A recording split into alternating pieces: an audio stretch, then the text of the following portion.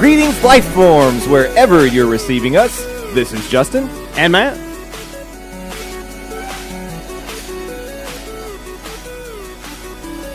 Where was Landon? Oh, there you guys are. I can't hear anything over the music. All right. It sounds like, and there goes the background noise. I thought you just dropped, man. You were like, screw this. You know what? Last week was fun having a weekend off. I think I'll do it again. Exactly. I'm going back to bed. No, as soon as the music hit, that's all I heard. Until you said, "Where did Landon go?" That's hilarious. Well, there he is. Landon is back, y'all. And it isn't not Landon either. The returning King of Mayhem, Landon, dude? Or King of Nonsense. King of Nonsense, yeah. See, that's what happens when I have a week off. I get thrown off the intro. I can't even remember my own given nickname. So, you know what? Let's start from the top. Take two. We don't do that kind of thing here. We just throw it out raw. That's right. There are no redos. Like ODB, baby. Yeah. We're doing it live to tape is what you're saying. Pretty much. Live to tape. We're doing it live. Doing it live, folks. This is Nerd News Cafe. This is episode 60? Is it 60? Have we turned 60 today? We have turned 60, and it is our 100th. And this is our 100th recording. Yep, our 100th recording. Yay, congratulations. 100th published recording. That's true. 100th published recording, yeah. No balloons, no cake. No, but, all the fanfare will come when we actually release episode 100. That'll be a big deal. That'll be cool. Yeah. We'll make a splash with that. Will there be cake? Of course there will be cake. Save all the hoopla for the triple-digit episodes. Yeah. That's right. We'll have cake.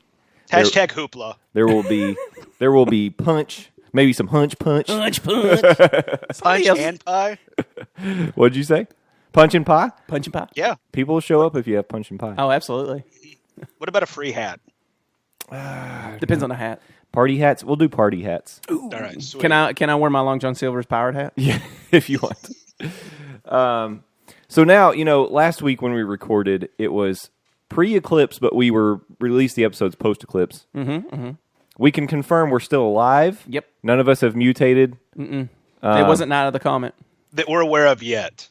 True. I did have a slightly better time on the bike, so I'm going to say I had a little bit better power. You have siphoned some solar energy. Evidently, Landon is Mr. Glass, as he indicated on his Facebook post. Yeah, of course, we've all seen the seminal series from NBC, Heroes, and those powers were onset by the eclipse. Therefore, I jumped off my back porch after the eclipse to see what powers I got. I can report I have the power of breakable bones. So, oh man, congratulations! I know, right? Yeah, I made it, you guys. Also, gravity is my nemesis. Maybe gravity was a little bit better now. I don't know. It definitely still packs a punch. I can't confirm. I think it's a sudden stop at the bottom. I just got to say it was amazing. We were we talked about. We were right in the path. I did take the kids down to Sweetwater, which was kind of the sweet zone, if you will. There was 2.5 minutes of total eclipse, totality they say, which is such a nerdy thing to say. And I wish if you were playing a drinking game on the 21st when people were saying totality, you would have been at the hospital. Yeah, seriously, just turn on any newscast. It's like locally, and I can't speak in Knoxville. It was round-the-clock coverage of it on news across multiple channels. It was nuts. But yeah, amazing, beautiful, once in a lifetime. I've never seen anything like that in my life. Like when you got the chance to take the glasses off at full totality, that was cool. Something I've never. I was not prepared for that. Yeah, we were at my sister-in-law's, which is right in the path. It wasn't maybe 30 minutes from where you were, and it was cool. It was cool. I got some cool shots of it. So. Yeah, you did. You were actually... Was that with your phone, by the way? That was with a phone. You have to go, and it's on your phone, too. You move it over to Pro. There's a Pro setting. Yeah. And you move it over to Pro, and you can change hue. You can change all these settings. And once I started changing stuff, then it started capturing. Wow. That was great, because my picture I took looks like the sun. No, that's what I took. I took 1,000 of the sun, and then I realized there's 3 dots at the bottom of your camera where you swipe across. Yeah. And I was like, where does this go? I was like, let me see what this little trail is, because I'm a button pusher. So. Yeah. Landon, how was it in your neck of the woods, Middle Tennessee? That is one of the perks of where I moved to, Gallatin, Tennessee. We moved here, I guess, 1st of July, and when we got here, there was already signage, like official eclipse viewing party here. It's like NASA said, like one of the like primo spots was White House, Tennessee, which is 5 miles from Gallatin. So literally, all I had to do was take 5 steps off my front porch and look up. And Jay's talked about it. It's like it's one of those experiences I'll never forget. And like I knew it was going to be cool, but when it happened, it was one of those like take your breath away, awe-inspiring moments. Yeah, it's like you didn't know the sheer power of it until you were experiencing it, and like it was eerie the way it got dark at like. In the middle of the afternoon, you hear the cicadas come out, the crickets. I saw a bat fly by, and then boom! All of a sudden, like in my neighborhood, people were like screaming and cheering and shooting off fireworks. Yeah, fireworks started. Tennessee. Yeah. We will never pass up an opportunity to shoot fireworks. That is absolute. That is an absolute every time. Anytime anything can be celebrated. If they thought they could get away with it at Christmas, they would fire them then. I'm pretty sure I've heard of fireworks going off at Christmas, but I probably haven't ignored it. I mean, I would almost want to be the Jewish religion, so I have 8 days of fireworks. Right. I hadn't thought of that. Wow, doesn't that sound awesome? Well, what I would say to those of you who didn't have the luck to be where we happen to be geographically, or have the chance, suck it, or have the chance to travel somewhere where you could have seen it. 7 years from now, it goes the other way. It's going the other way. It's making its tour. It's got some tour dates from Texas on up to New York. You'll be fine. And I would just say, if you've got a chance, do it. Do it. Oh, absolutely. Be a part of that. Yeah. And you mentioned people who traveled. Like I think Channel 4 in Nashville said 1.5 million people came into Tennessee just for the eclipse, and they were talking to people who had came from Britain and China to see this. Yep. Yeah. The Great American Eclipse.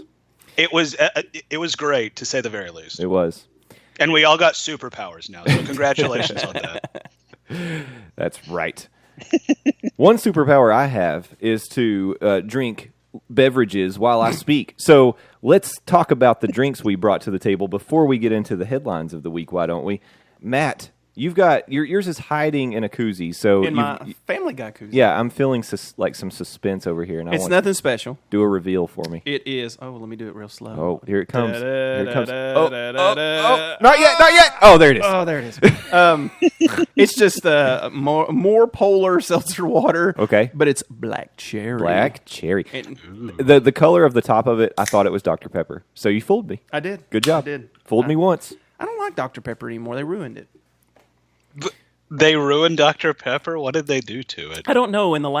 I would say in the last 5 years, maybe even 10, I don't know what they've been doing to it.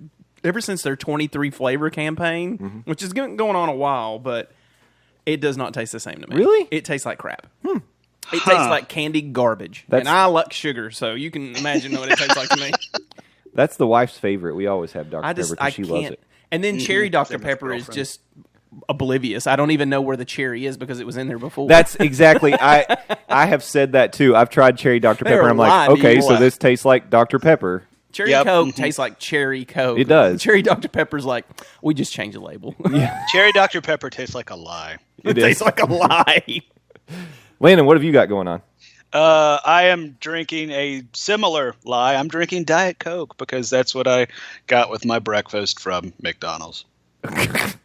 And I also have podcasting juice, which I might switch to later. Okay. And speaking of podcasting juice, I want to talk about our new logo because there's one thing in our logo that I can't quite put my finger on. We have a Batman shield. I'm guessing that's for Jay. We have a Superman insignia. I'm guessing that's for Matt. And then we have something that looks like, I think it looks like possibly Rick's hair. But can you tell me what it is? It's Beast's hair.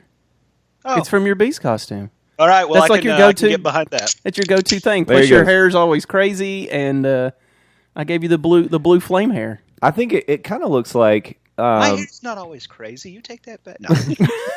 Hey, be thankful you have hair. There's people in this world who do not. Yes, and I have beautiful, beautiful hair. Beautiful locks. Those for whom hair might be fleeting. That's right. For whom the hair tolls. Yeah. I kind of thought it looked like Goku hair. See, yeah, that was the other thing. That was my second guess. Well, it just seems to be your insignia on a lot of things, and I was like, we'll go with that. Yeah.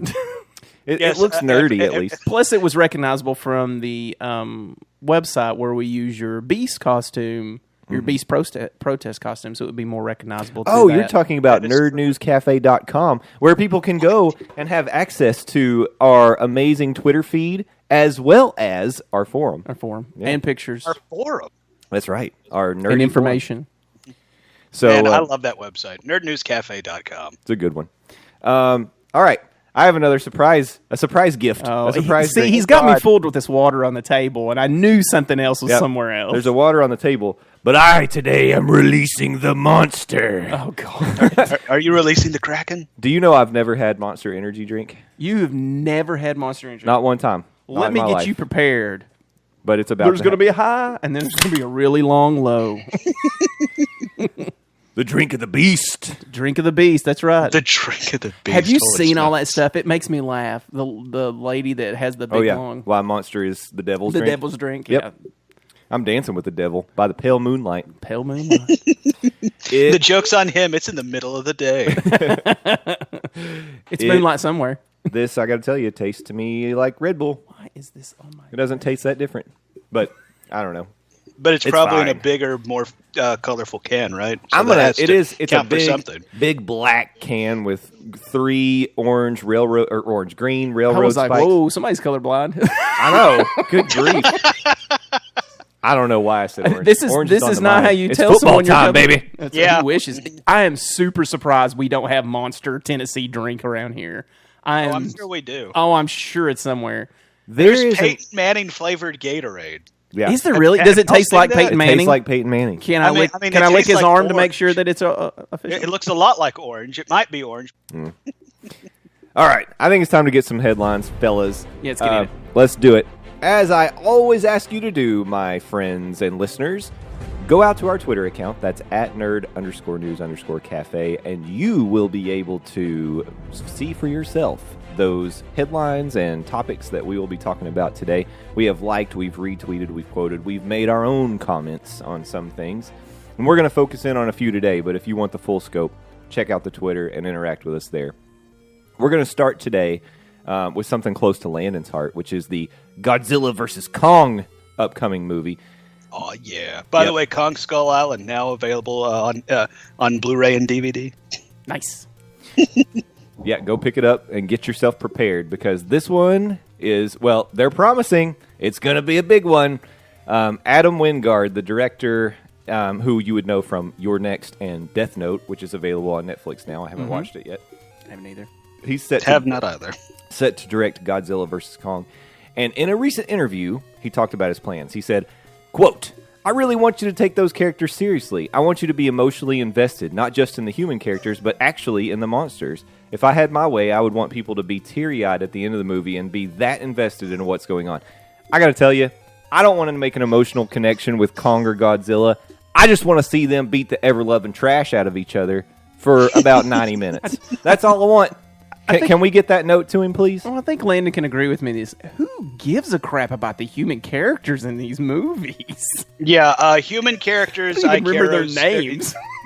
Yeah, zero squats about, especially here recently. It's like, I will say, in Kong Skull Island, that cast was better to Godzilla, but I think that was because in Kong Skull Island, they had a little bit, more lightheartedness, and it wasn't just like dark and bleak and serious tone where Godzilla was previously. But it's like, you know what? Like, I kind of want, I do not want a pull at your heartstrings story, but at the same time, it's like, if they can give me some emotional involvement with King Kong or Godzilla past, Smash, I'm okay with that. But I do agree with Jay. Get the Smash part right. That's right. The Smash part's the important part. That's right. Exactly. Yeah. That is like Smash puts butts in seats. Yep.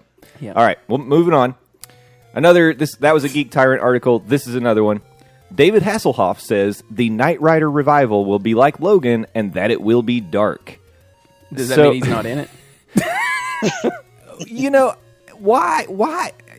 And I know this, we're just doing hot takes until we get through the headlines. But my question is, My question on this is why? Why does it have to be that way? Why does everything have to be dark and gritty? Why not just be fun and campy? Why not go back to the roots a little bit?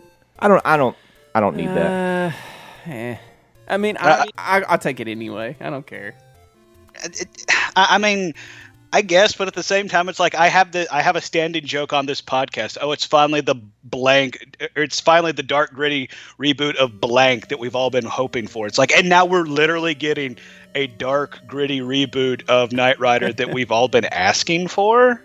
I want you guys to think on this as we're spitting through this and as we get through the headlines here. But what's the dark gritty voice for the car you need?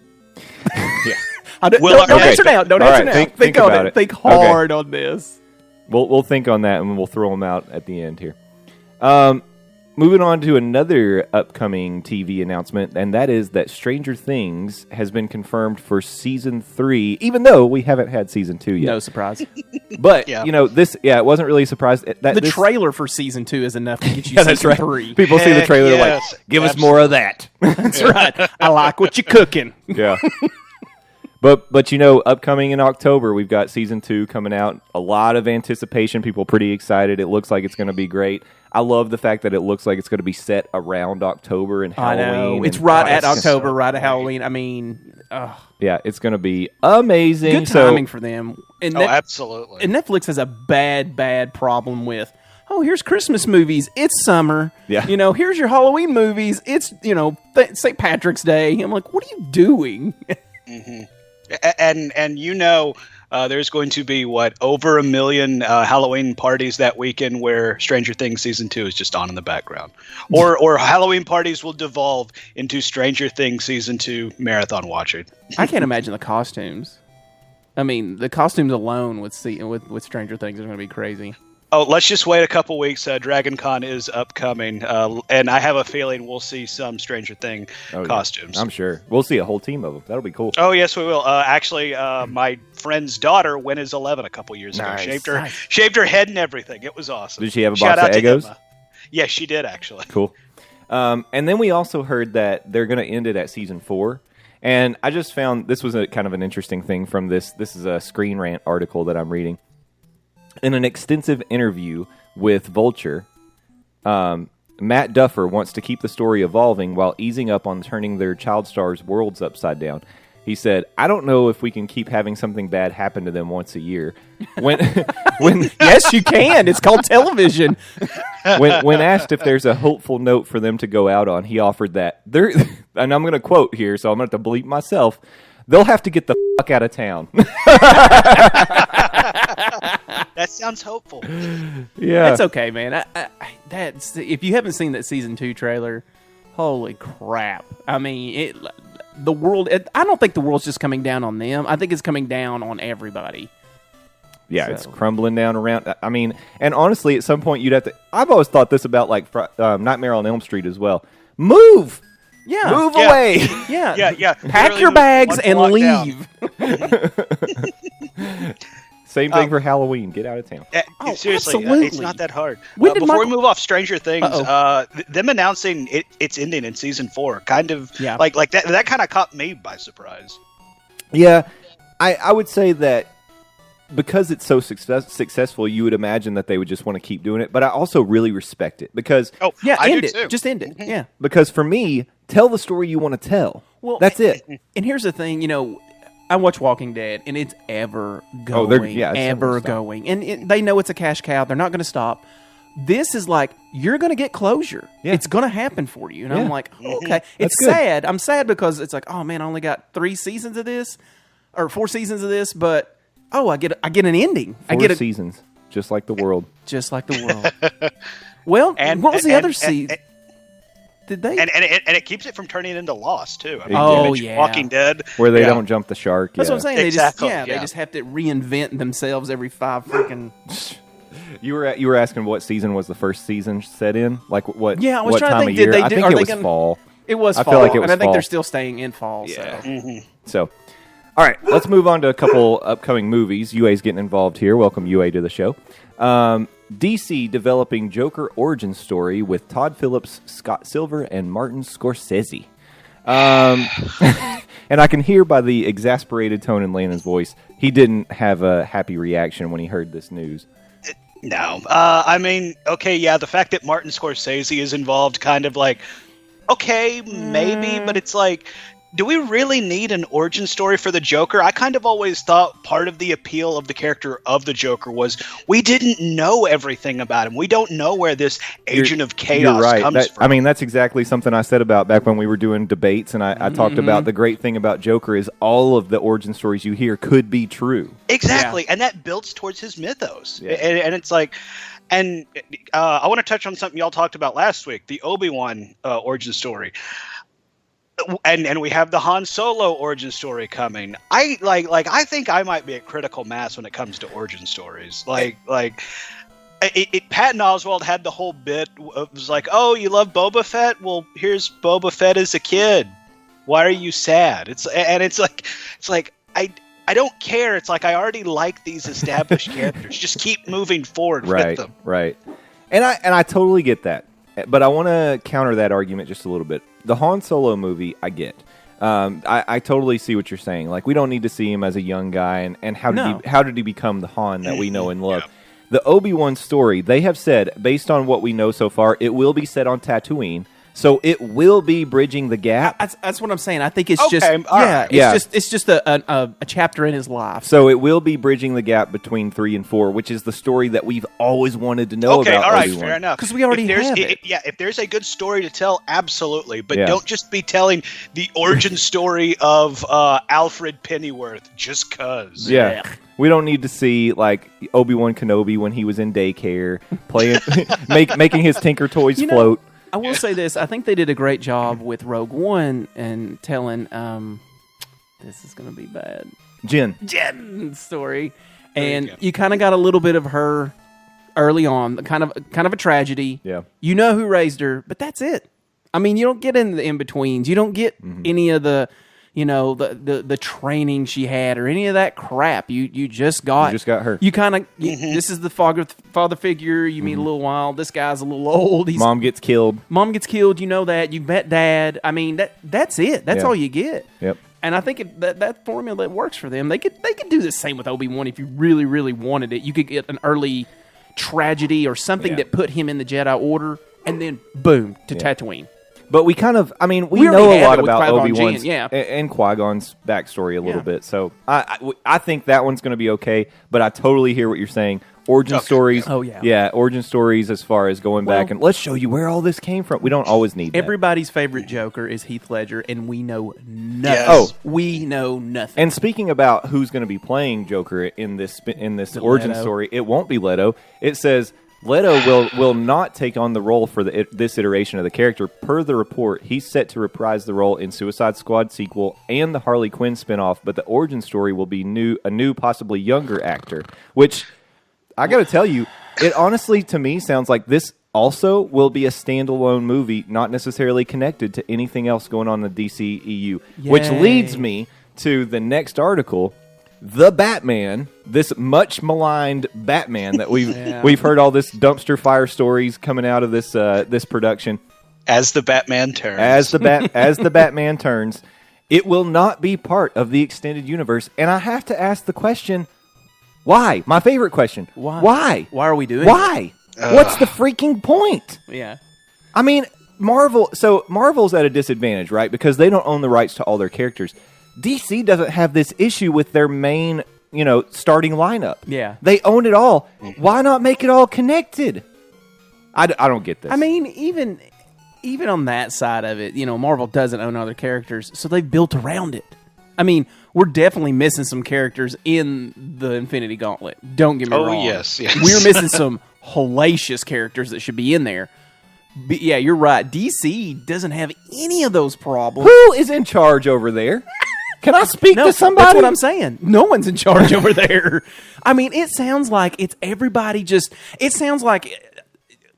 just to kind of throw Halloween in there because it's in my mind, they've thrown the candy out of the bag on the ground and everybody just scraping up what they want. And nobody wants the orange, pieces, and nobody wants the candy corn. Nobody wants that crap. I'm holding my hand up. I need to speak to a manager, please. Oh, absolutely. Absolutely. But here's the thing. They're going to get your money regardless. So they're not worried about it at all. I know, and that's not fair because they know that there are Batman fans out there. I'm going to tell you, you don't have to go to everything that's got the Dark Knight. I do too. No, you don't. Yes. This is how you make your message does. known that I don't like what you're doing. I actually have a theory as to why DC would want to do this. Hit it. Get the movie pass. No, not the movie pass. Because it doesn't work for them to tie all of their stories together. No. They're not Marvel. If DC realized that, and okay, yeah, it's going to be hard to ignore the billion plus that Avengers and all these tied together movies that Marvel is making. That's going to be hard to ignore. But I think if DC was to focus singularity on one story with one character and do it like Nolan did with the Batman stories. I mean, those weren't tied to any universe, but we just talked about how Heath Ledger, that universe's Joker, is still anybody's favorite Joker. And it's like, okay, say what you will about Christian Bale and his Batman voice, but he made a pretty damn good Batman, and he wasn't necessarily, going to be rubbing shoulders with Henry Cavill or Gal Gadot. And it's like, okay, if you still want to build towards some crossover, leave like small B subplots that you could tie together, and then okay, if we can get all of our ducks in a row and okay, we can make this work, then we can augment those story points and build it into a big crossover. But at the same time, just leave your A story point as a standalone in that own universe and do it right. I mean, like if Matt Reeves, who by the way has been killing it with the 8 movies, who's going to be directing the Batman, and it might or might not star Ben Affleck with latest reports coming out. If they can get that right, I'm okay with it, not tying over so he can go play good with Aquaman and Flash and Wonder Woman. Like just get the standalones good and then worry about the tie-ins and stuff like that. Yeah. Okay. Well, I get that, but I guess I don't. My dislike about this comes from the standpoint of I don't want them to act like the other people within the universe don't exist. Because, okay, fair enough. Because from a comic perspective, they all do. And so it's fine if you want to focus on the character, but there should at least be the acknowledgement that they exist in a world with all of these other characters in some way. And you can have those acknowledgments. I mean, like even in Captain America Winter Soldier, you might be asking, it's like, okay, why aren't the Avengers showing up? Where's Iron Man to come, save Washington, D.C.? There's one throwaway line in a scene where it's like, yeah, Stark's in Afghanistan, is unreachable. Yeah. You can still acknowledge that, the Krypton is off-world, fighting blah, blah, blah, so we can't count on him. And the Amazonians hasn't been heard from in 3 weeks. Or Boom. even like a joke. Or even like a joke line, like Batman does something, he gets his ass beat, and it's like, Superman would have done that better. Or something. Exactly. Yeah. Sure. That'd be fine. That's all. No, I know what you're saying. I'm gonna say I like your approach, Landon. You know what? Maybe they don't want to be Marvel, and that's fine. And I think they should embrace that. Oh my God, yes, absolutely. Don't be Marvel. Don't connect everything. Let it be scattershot like the comics are. Because I mean, when you do Comic Book Corner, some of those stories have no idea about other stories, and that's what they're all separated. So you can have Justice League, but it doesn't have to be connected to Batman. I know what you're saying. You want at least the conduciveness of they're in that world, they're just not in this movie.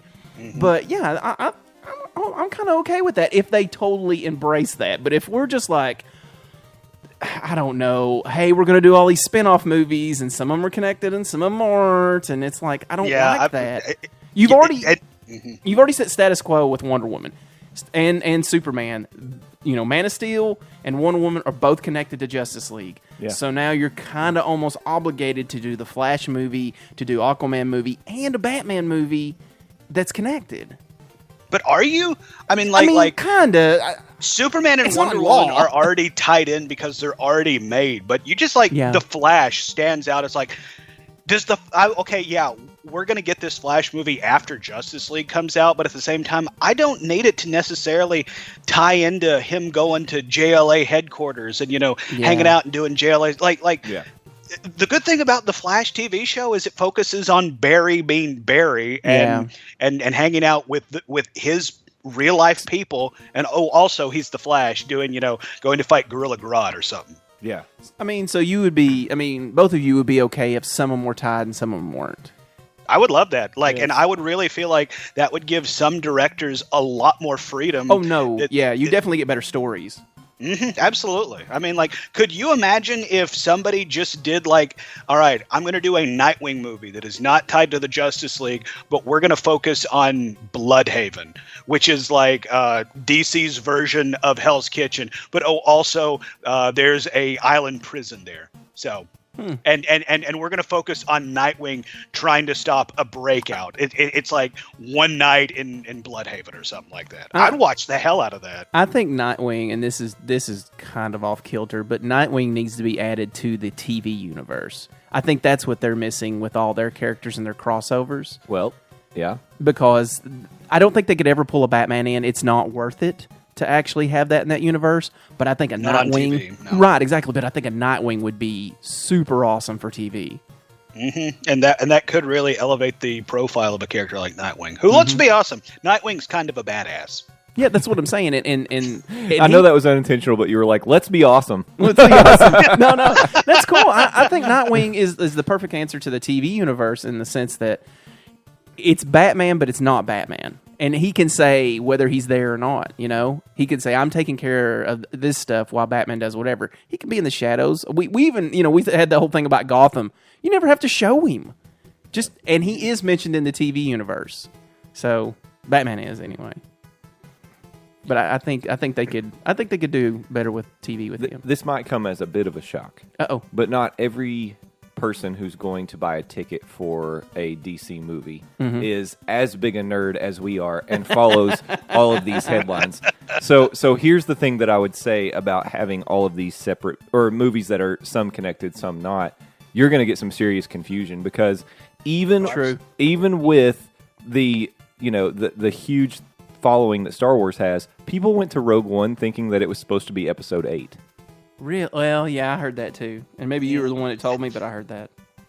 So they were like, where's Rey? Where's BB-8? At the same time, it's I guess, but isn't this kind of like putting the label caution, your coffee might be hot on your coffee cup? So it's just for stupid people? Yeah, pretty much. At some point, I mean, it's and you know what? This goes back to one of my original statements, especially if you're going to disconnect it, make the movie good by itself. Make it a good standalone movie. That way, it's my mom can go see it and be like, oh, did you like that movie? By the way, it ties into this and this, as opposed to my mom coming out of the movie. I didn't understand why the guy in the red suit showed up. What was he? Yeah, that's true. If you make it stand by itself, and it's a story, a wholly told story, self-contained, then it should be fine. But then there are going to be people who expected it to be a crossover or a continuation, and they're going to show up and be like, but where was Batman in that story? And here's my thing, though. There is so much information out about every movie that ever comes out, and especially in these huge genres. You're an idiot for not doing your own research. I'm just saying. But people don't. I'm just saying. I avoid trailers like the plague. I mean, it's I will watch one trailer and that's it, and I still know more than I want to know. But we are the exception, not the rule. You do a nerd podcast. So even if you avoid stuff, you're going to hear it from me and Landon. But you still would know. I mean, if I was going to a movie and I told somebody, if I told anybody, hey, I'm going to go see Rogue One, and I have no concept of what that fits in or what it doesn't, oh, that's a cool movie. Yeah, you'll really like it. It's one of those standalones. That's going to resonate in my head. Standalone, what does that mean? That means it's not it's not a continuation. It's kind of just stuck in there. Oh, so it's not going to be this? No. Well, information given. Well, and I was going to come back and say I didn't mean to call people stupid, but then y'all doubled down and were way worse than me. So I'm just saying you're an idiot for not doing your research. But they don't listen to us anyway. If you didn't know Rogue One wasn't a bookend in there, I'm pretty sure you don't listen anyway. I heard a lot of people. That is true. I heard a lot of people that said that they didn't know. They were like, so Rogue One is episode 8, or Rogue One, they just didn't understand where it fit. I heard a lot of that. No, I'm sure, but Disney said it 1,000 times. No, I know. 1,000 times. So, it is what it is. I mean, I get it. People are going to be misinformed in any kind of culture or... It's fake news. It's fake news. It's not really episode 8. Yeah, it doesn't make sense. I don't know. Not to dwell on it, but I mean, do your research when you go see something. I mean, come on. Or just do your research. Read a freaking synopsis. Do yourself a favor. It's 3 sentences. You're asking people to read? No crap. They obviously read when it's about anything else that's concerning matters of the heart or religious. Yeah, well. Read 3 sentences about a movie. They want to read stuff that gets them fired up and gives them something to fuss about. That's what they want to read. Yeah, they do. All right, here's something to get fired up about, or maybe fuss about if you'd like. Landon, you really wanted me to bring this up. Overwatch brings huge changes to Mercy. Resurrections nerfed, new ultimate. I got to tell you. Ooh. So this is a comicbook.com article from August 24th, and Mercy's getting a lot of changes. So previously, what I know, because I've played a little bit of Mercy, is that when you're using her main abilities, she's holding like a staff, and you can either... Heroes never die. Yeah, you can either walk around and heal somebody constantly, like you have a beam that's connected to them, and you got to stay near them, or you can boost their power. So one of the two. If you want, you can press the little D-pad to the right and pull out a gun and start shooting people, but that's not her bread and butter, but she can do it. Yeah. And then the other... go ahead. No, I was going to say, it's there, but generally, if you're pulling out the pistol, something's gone horribly wrong. Yeah. Mercy is not meant to be out there taking dudes down with headshots. No. Then the other ability she has is when she's facing a friend, an ally, you can hit L1 and it shoots her to them close enough in range so she can heal or she can power up, right? Okay. Then, once her ultimate's charged, you hit it, and you can resurrect someone who recently died. Okay. No, it's not a resurrection. Oh, it's a group. Mass. Yeah, it's a mass resurrection, right. Whoever is around you. So, and this really kind of gets it, according to the video from Jeff Kaplan from Blizzard, kind of gets at the heart of the problem of what they're nerfing it for, because they talked about how Mercy's a very disheartening character. Those are their words. When people can rush in and do a team wipe, well, here comes Mercy, and boom, the entire team's back at full health, ready to fight again. Right where they stood, and it's like I guess I get that, but at the same time, there is part of a strategy called get the healer first. Right. Well, so what they're doing, the change they're making is that now the ultimate is no longer the mass resurrection. It's a single. You can do a single resurrection, but it's a normal ability on a cooldown. So I actually don't think that big of a nerf, because here's the thing, That can be a game changer right there. You're right. You go in, you do a team wipe, you think you're good, and then Mercy brings everybody back, and it's like, oh, we're screwed. But there have to be the right conditions for that, right? Mm-hmm. So number one, absolutely. Number one, you didn't take the healer out. You should have, and some people know that strategy and they do it. Number two, the ultimate has to be charged. So under the right conditions, on top of that, you have to have somebody to res. Yeah, you have to have somebody to res. So under the right conditions, that can be deadly, but it's not always going to be that way. In this situation, she can just bring people back, individually, on a cooldown, which I think is pretty powerful. I mean, because typically she's connected to one person that she's healing at a time, hanging out with the tank, let's say.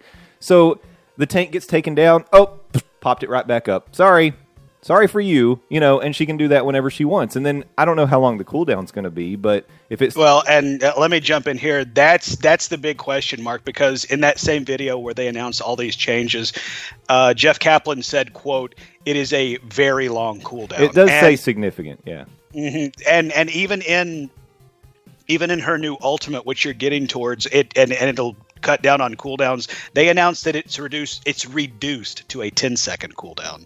Okay. So we have to assume it's over 10 seconds normally. Yeah. So and then the new ultimate, as you were talking about. So you actually become a Valkyrie with with the ability to fly, Which kind of works out because she already has the Valkyrie costume, or skin, excuse me. So that's right.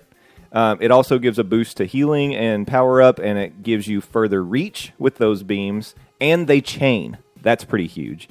So teammates are near each other. I really like that change. Yeah, that's pretty cool. So I don't know. I mean, they're always trying to make these balancing changes to games like Overwatch. Blizzard does this all the time. Yeah. Good on Blizzard. But there's always also unexpected consequences when they make changes like this. People find ways to take advantage of them. And you're always going to have somebody who thinks it out and applies whatever advantages there are. Yeah. There's no way to not have that. So, I mean, I don't like some of the game. I mean, not just this game, but all games. Somebody's always going to find a cheap way to win, and that's just how it is. But we call them Genji players. Ugh. And you can't hate them. I mean, you can because they kill you and it pisses you off. But you can't really fault them because the game is designed that way. That's what you do. In any game, you're going to find the quickest route to win.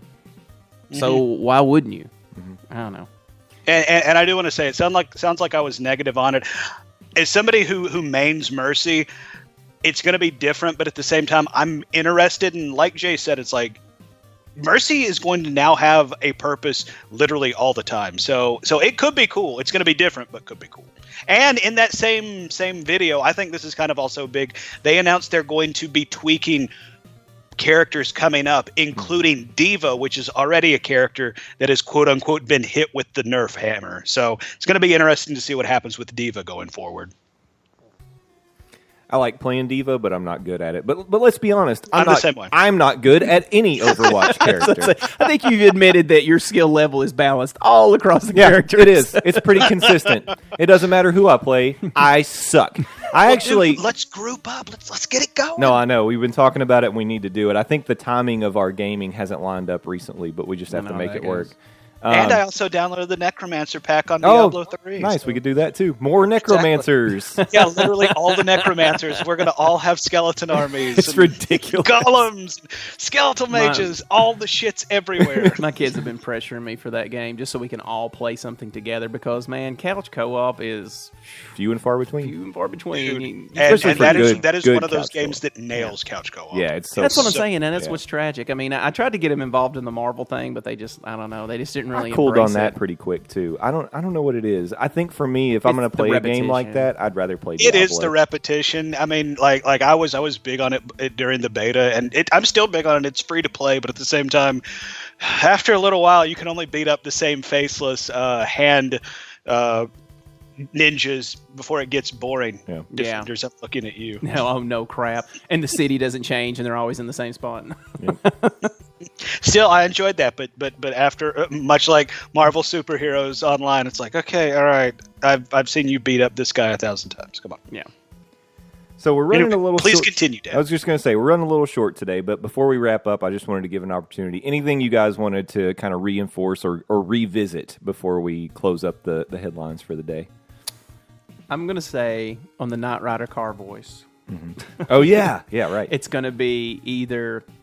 I kind of want Samuel Jackson just for the fun of it, because I think that would be the ultimate car voice. I know that's not gritty, but it is fun. Okay. And then for gritty, I want Sam Elliott. I want a gravelly. I want a gravelly voice. Good. Oh, and I mean, I want him to really embrace the country. And why you would give a car a country voice is because you can. Because you can. Exactly. Oh, and I know. And then the guy who owns it is English. That's even funnier to me. You got to bring back. Was it? It wasn't Michael Caine, but it was Michael Caine's voice. Michael Caine. I don't know why. I don't know why I thought he was involved in Knight Rider. Why wasn't Kit's voice? But was he involved in Knight Rider? Yeah, you're right. Was Michael Caine involved in Knight Rider? Was he No, he's the Dopplerganger that I always confuse. Did you just say Dopplerganger? I did. I meant to say Doppelganger. I don't know if I said Dopplerganger. He's on my radar, but he's not. But he's not the real thing. God. He's on my radar, but not the real thing. Yeah. Hashtag Dopplerganger. Dopplerganger. That's really good. Sorry, guys. He's on your radar, but you're not quite sure who he is. Yeah, I don't know. He's not the real thing. You know when you look up and you see a dark cloud and you're like, oh my gosh, it's going to rain, and it doesn't? That's a Dopplerganger. I got to tell you, for a really long time, especially at a younger age, I really didn't know the difference between Tom Selleck and Burt Reynolds. I can understand that. I don't know why. I can understand that. I have a lot of those people. So they were each other's dopplerganger in my each other's doppelganger. I knew they were out there. Didn't know which one was tied to which franchise. Do you want to hear a better one than that? I did not know the difference between, and this is younger now, between Patrick Swayze and the guy who owned Cobra Kai. Oh. I don't know his name, but I was like, they're the same guy. Because when Dirty Dancing was of course it was big and I was younger, but for whatever reason, maybe cable brought it back. I was like, oh, the guy from Cobra Kai Karate Kid is dancing? That's crazy. I want to see that movie. Yeah, I watched that movie. Think about him in Ghost, and he's always crossing his arms. He's like, you're not going to get away with it. Sweep the leg. He's always sweeping legs, and he's a ghost. I want all the Cobra Kai flunkies, like in the room while he's like doing the dance and lifting up, and they're all like, put her in a body bag. That's right. Oh my God, yes. No one puts him in a corner. Oh man. Whew. That's a good one, Matt. Yeah, that was definitely a bad one for me. Landon, do you have a dopplerganger to throw out there? Protect your healers if you're on the defense, and if you're on the attack, take out the healers first. That's all I got. Okay. All right. But you do have a podcast to talk about. Yep. Oh, wait, I do. And the day we're recording it, it's the season finale of Game 7 of HBO's award-winning Game of Thrones. And you know what? I'm willing to bet me and Hunter East will have another not award-winning episode of Game of Thrones Talk, a.k.a. Got Talk, found exclusively at buttmunchchips.com. Buttmunch sit on your button munch. Hey, how about it? Nice. Matt? I don't know. Plug. Well, I went to bi-weekly right now because I know content is short and no one wants to hear me ramble about nothing.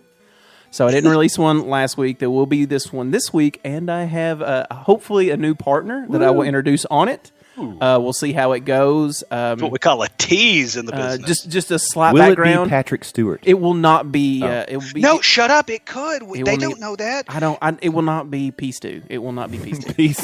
Peace Stew. That's disgusting. That are pops, whichever you want. But I robbed those both from another podcast.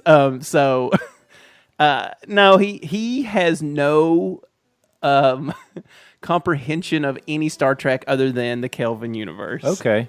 So bringing him in will give us an idea of what he thinks with Abrams and how that works, where I've seen both. I like that. I like the counter viewpoint. So it'll be cool. Yeah. He's a Star Wars guy. Cool. So okay. I like him even better. Nah, I figured you did.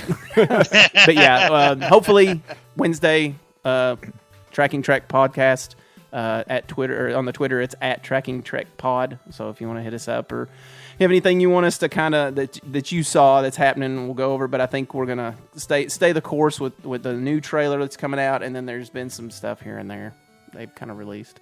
Sounds good. I got nothing, so I don't have anything to add. You didn't make your family endure? Plug my Twitter because I forgot to plug twitter.com/Landoz, LANDOZ. All complaints. I'll just plug this one because this is all I got. So that would be on Twitter at nerd_news_cafe. The website's nerdnewscafe.com. The email is nerdnewscafe@gmail.com. Let's visit us on Facebook, YouTube, everywhere you find your finer podcast merchandise, billboards, and audio, dollar bills. We've scribbled out faces and put our own. That's right, on those dead presidents. Rushmore. We will take them. But yeah, I'll just ask you to come back Thursday because I know we're going to have a good stir it up. Yep. A lot of cool stuff to talk about. Very exciting. I know Madden hit the shelves, and maybe we'll be talking a little virtual foosball. Are you ready? You can do it. Do it all night long. Oh, let's get out of here, Matt. Land transmission. That's my best Sam Elliott. Oh, I thought you were doing the Cajun guy. No, I was. Well, I missed the mark on that one.